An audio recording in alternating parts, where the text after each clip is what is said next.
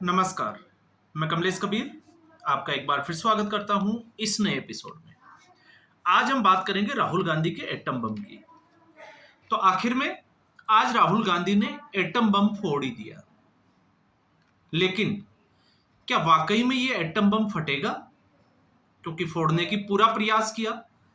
लेकिन जब मैं ये कहता हूं कि क्या फटेगा, तो क्या जमीनी स्तर पर कांग्रेस पार्टी का ये मुद्दा चलेगा? अब हम जो है वो इसमें, क्योंकि वैसे अगर हम देखें तो इसमें विस्तार से जो है वो आकलन करने की जरूरत है। लेकिन ओवरऑल अगर हम देखते हैं राहुल गांधी की आज की प्रेस कॉन्फ्रेंस को, तो पूरे जब प्रेस कॉन्फ्रेंस शुरू हुई तो लग रहा था कि राहुल गांधी कुछ ऐसे तथ्य रखेंगे जो सीधे तौर से चुनाव आयोग को कटघरे में खड़ा करेंगे, जो चुनावी प्रक्रिया से संबंधित होंगे। लेकिन राहुल गांधी की पूरी ये प्रेस कॉन्फ्रेंस उसमें असफल रही। तो इस वक्त जो एक नैरेटिव बनाया जा रहा है लोकसभा और राज्यसभा में एसआईआर को लेकर, जो एक्सरसाइज चुनाव आयोग ने बिहार में की है, तो राहुल गांधी ने आज उस नैरेटिव की पूरे तरीके से, या मैं तो कहूंगा कि विपक्ष की हवा निकाल दी।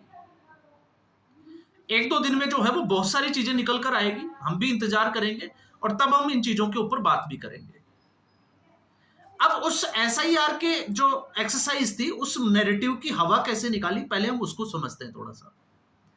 राहुल गांधी ने आज की इस पूरी प्रेस कॉन्फ्रेंस में सेंटर में रखा कर्नाटका की, या हम कहें कि बेंगलुरु की महादेवपुरा सीट को, और वहां से उन्होंने कुछ तथ्य जो है वो लोगों के सामने रखे।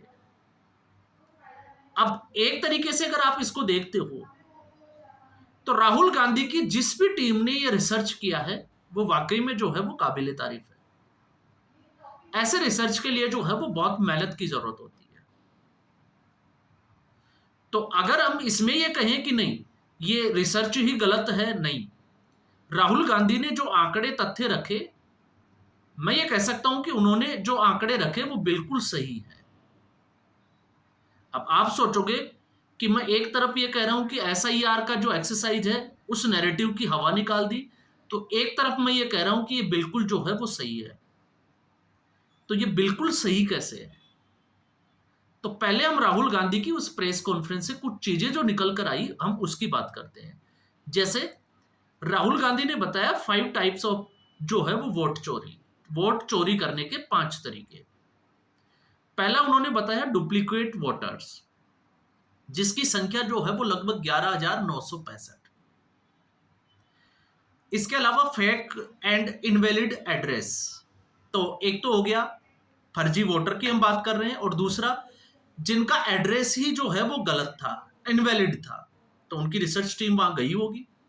Bulk voters in single address, Rahul Gandhi ने कुछ ऐसे एड्रेस बताए जिसके ऊपर, उसी एड्रेस के ऊपर जो है वो 80-80 लोगों के नाम जोड़े गए। फिर है इनवैलिड फोटो, कईयों की जो है वो इनवैलिड थी। और फिर आता है मिसयूज ऑफ फॉर्म, जो लगभग जो है वो 33,992।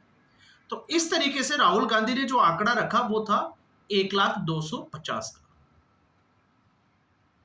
अब आप देखिए, जब हम इसकी बात करते हैं तो लोगों को लग रहा था कि बड़ा बम फटेगा, जिसमें बात की जाएगी कि किस तरीके से वोटिंग के बाद में जो खेल होता है। लेकिन ऐसा कोई भी तथ्य राहुल गांधी आज की प्रेस कॉन्फ्रेंस में नहीं रख पाए। तो ये मामला जो जुड़ा हुआ है वो है जो ग्राउंड लेवल पर अधिकारी काम करते हैं। तो आप सोचकर देखिए, जब ये तथ्य आते हैं तो इसमें कतई किसी हिंदुस्तानी को तो जो है वो बिल्कुल ही शक नहीं होना चाहिए। क्यों नहीं होना चाहिए? क्योंकि हम भी जानते हैं कि सरकारी कर्मचारी इस तरीके के काम को कैसे करते हैं।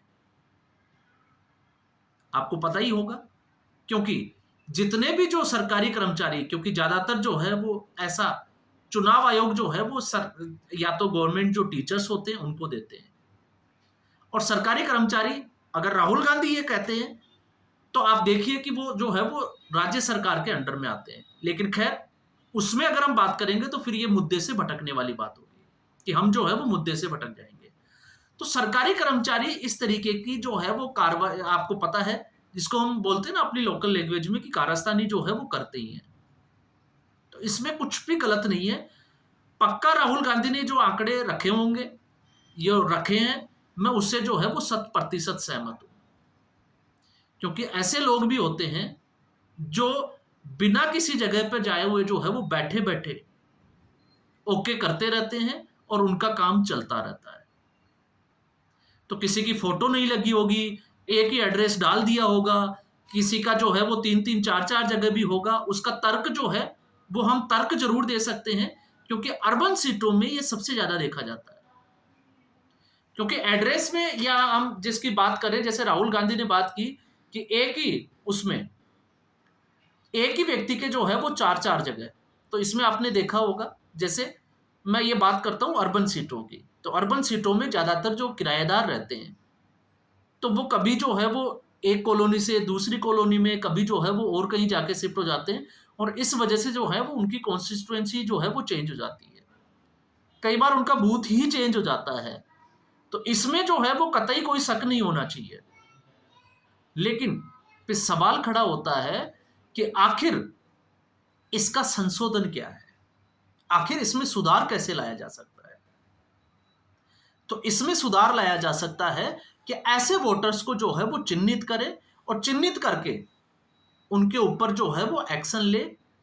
अब बिहार में तो यही चल रहा है।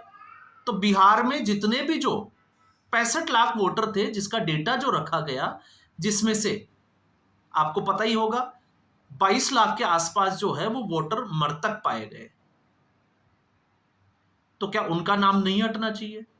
और फिर दूसरा, ऐसे व्यक्ति जो माइग्रेट कर गए, और ऐसे व्यक्ति भी निकले जिनकी जो है वो वोटर आईडी 2-2 जगह की है, तो फिर SIR गलत कैसे हो सकता है?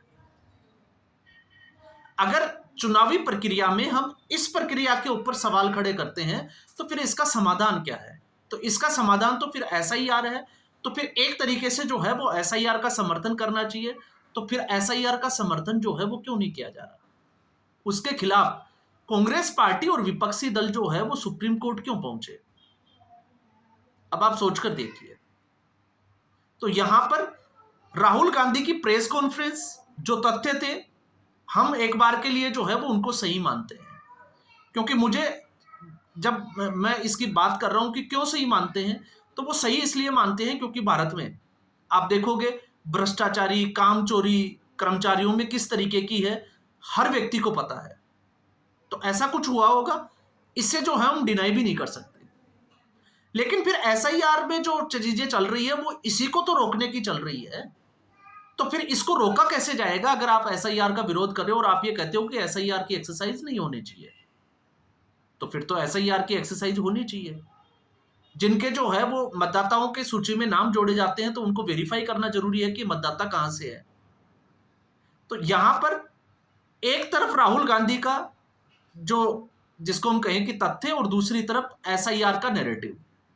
तो एक तरीके से SIR का जो नैरेटिव था, इसकी हवा निकलती हुई दिखाई देती है, और कल से आप देखोगे कि किस तरीके से इसके ऊपर जो है वो आकलन होने वाला है, और पार्टियां, सत्ता पक्ष हो चाहे विपक्ष हो, किस तरीके से एक दूसरे के सामने जो है वो और भी कई चीजें रखेंगे। फिर आता है आपका महाराष्ट्र में चुनावों की धांधली, जिससे मैं पहले भी सहमत नहीं था और अब भी सहमत नहीं हूं। वो ये है कि विधानसभा और लोकसभा में जो है, उस चुनाव के बाद में, लोकसभा चुनाव के बाद विधानसभा चुनाव में इतने वोटर कैसे जुड़ गए। तो अगर आप 2004 के बाद से अगर डेटा उठा के देखोगे, तो चाहे वो भारतीय जनता पार्टी की सरकार हो या UPA 1 और UPA 2 की सरकार हो, ये ठीक उसी क्रम में जो है वो जुड़ता आया है। और इस वक्त तो आपको पता ही होगा कि 2011 के बाद में जो है वो जनसंख्या की जनगणना नहीं हुई। तो जनगणना नहीं हुई तो आप एडल्ट की संख्या कितनी है, आप इसको कैसे देखोगे? और पहले आपको यह भी पता होना चाहिए कि पहले जो है वो 1 जनवरी, उसको अगर कोई 18 साल का हो जाए तो उसका नाम ऐड कर दिया जाता था। लेकिन अब तो जो है वो हर 2 महीने के बाद में जो है वो इस तरीके की प्रक्रिया चुनाव आयोग कर रहा है। तो ऐसे में नए वोटर्स का आना और उसमें जो है वो कुछ होना, और फिर ये तर्क देना कि भारतीय जनता पार्टी जीतती इसी से है, तो फिर इससे एक चीज जो है वो साफ तौर से आती है कि अब भी जो कांग्रेस पार्टी है वो अपनी जिम्मेवारी से, जो हार की जो जिम्मेदारी है उससे बचने का जो है वो सीधे तौर से एक प्रयास कर रही है। क्योंकि अगर हार की जिम्मेदारी लेती है, क्योंकि इसके कारण बहुत सारे हैं जिसके ऊपर हमने चर्चा की थी, क्योंकि आज भी जब राहुल गांधी ये कहते हैं कि हरियाणा में जो है वो एग्जिट पोल कुछ और दिखा रहे थे और चुनाव का परिणाम कुछ और था, तो हम तो पहले ही कह रहे थे कि आपकी कुमारी सैलजा जो है वो अलग चुनाव लड़ रही है, भूपिंदर सिंह हुड्डा अलग चुनाव लड़ रहे हैं और रणदीप सुरजेवाला अलग चुनाव लड़ रहे हैं, तो आप जीत कैसे सकते हैं। राजस्थान में सचिन पायलट और अशोक गहलोत, जब आप जनता के बीच में जाते हो तो वहां से आपको कुछ मुखर आवाजें निकल कर आती है कि हमें जो है वो सचिन पायलट से कोई बैर नहीं है, अशोक गहलोत से कोई बैर नहीं है, लेकिन कांग्रेस पार्टी की खैर नहीं है, क्योंकि आपने वादा किया था कि 2.5 साल के लिए जो है वो सचिन पायलट को मुख्यमंत्री बनाया जाएगा, लेकिन नहीं बनाया। और उसके बाद में जब सचिन पायलट ने ही कांग्रेस पार्टी के साथ जो है वो बगावत कर दी, तो उसका फिर इलाज क्या है। और आज जिस कर्नाटका की ये बात कर रहे हैं, उस कर्नाटका में डीके शिवकुमार और सिद्धारमैया का जिस तरीके से एक द्वंद्व चल रहा है, क्या कांग्रेस पार्टी ने उसको रोकने का प्रयास किया? और इसका परिणाम क्या होगा, चुनाव परिणाम अगर आप देखोगे तो क्या होगा। तो ये सबको पता है कि चुनाव की जो प्रक्रिया है, जिस दिन पोलिंग होती है उसके बाद की प्रक्रिया पे अगर कांग्रेस पार्टी या राहुल गांधी आज कुछ तथ्य रखते, तो फिर वाकई में हम मानते कि कोई बड़ा जो है वो बम फूटा है। लेकिन ये वो चीजें रखी है जो अमूमन जो है वो अगर आप देखोगे, किसी भी व्यक्ति से पूछोगे तो वो कहेगा कि हाँ बिल्कुल सही होगा, क्योंकि इस तरीके के जो है वो सरकारी कर्मचारी ये काम करते हैं। कई बार तो ऐसा होता है कि वो किसी के घर जाते ही नहीं है, बैठे बैठे ही जो है वो लोगों से कागज जो है वो इकट्ठे करते हैं और खुद ही जो है वो चढ़ाते रहते हैं। तो ये जो प्रक्रिया है वो सारी हमने देखी है। तो आज के एपिसोड में बस इतना ही, और इसका विस्तार से जो है वो हम कल के जो है वो इसके स्टडी करेंगे और फिर एक बार फिर जो है वो आकलन करने की कोशिश भी करेंगे। तो अगर आपको वीडियो पसंद आया, वीडियो को लाइक करें, शेयर करें, चैनल जरूर सब्सक्राइब करें। धन्यवाद।